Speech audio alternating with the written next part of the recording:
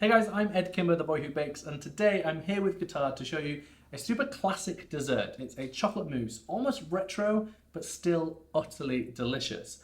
All we're going to do is make a slightly simplified version of the classic French method. So we have chocolate and some unsalted butter that we've melted. We're just going to mix these together.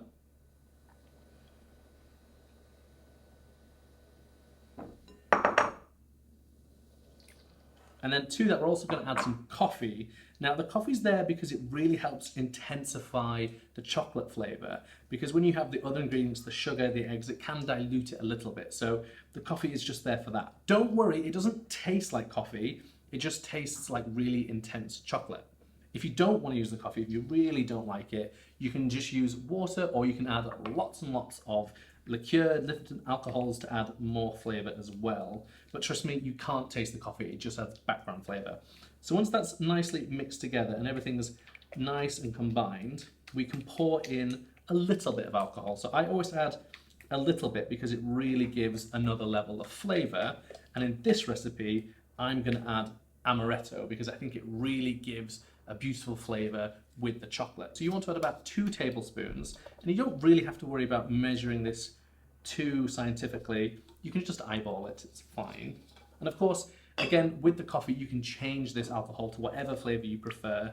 Now I'm using a mixer, but you don't have to. You can do this with a normal balloon whisk or an electric hand mixer, but just for speed and ease today, I'm going to use this. So we're going to add the whites to one bowl, and then the yolks to another. So this is going to use 4 large eggs.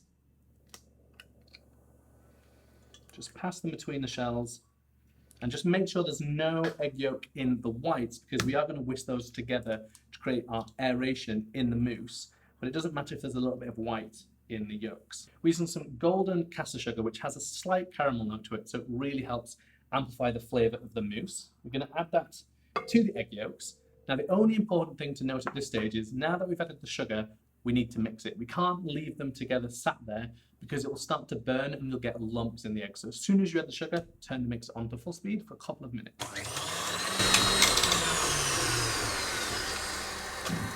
So once our egg yolk and sugar mixture has been whisking for just a couple of minutes, you end up with this incredibly light mixture that is full of air and is going to help our mousse stay really nice and light. You can see that's just egg yolks and sugar, so full of air.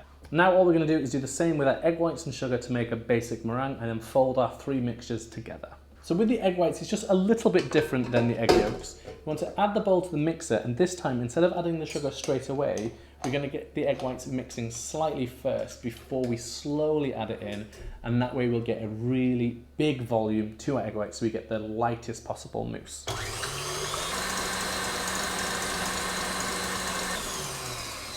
So to test that the meringue is at the right stage, all you need to do is get some on your whisk and hold it up. Now what you want is still slightly soft peaks like this, only because it will fold a lot easier into the rest of the mixture, and so you won't lose as much volume, and so you end up with a much lighter mousse. So at this stage, it's a real simple operation. We're just going to combine the 3 mixtures together.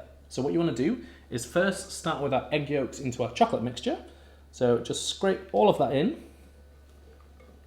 And when you add this and fold this together, it will make the chocolate mixture slightly thicker, but don't worry, when we add the egg whites, it'll loosen up again really nicely. So when you're folding our egg yolks into our chocolate, don't worry too much about keeping all of the volume. This is the less important part. The egg whites are the most important, but do try and be as light as you can.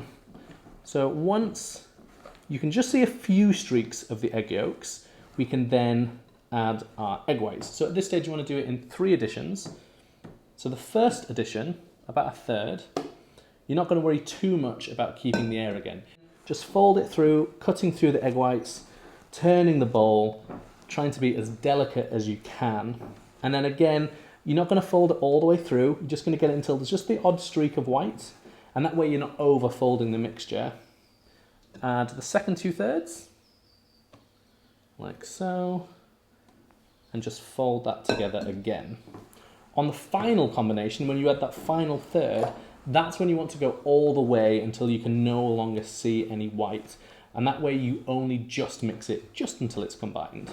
So when we have this mixture that no longer has any streaks to it. We just need to divide it between our glasses. Now, depending on the size you want to serve, it'll make between 4 and 6. At this size, it will definitely make 6 good size mousses, but you can do whatever you prefer. This is fairly rich. If you want to make smaller ones, it's absolutely fine.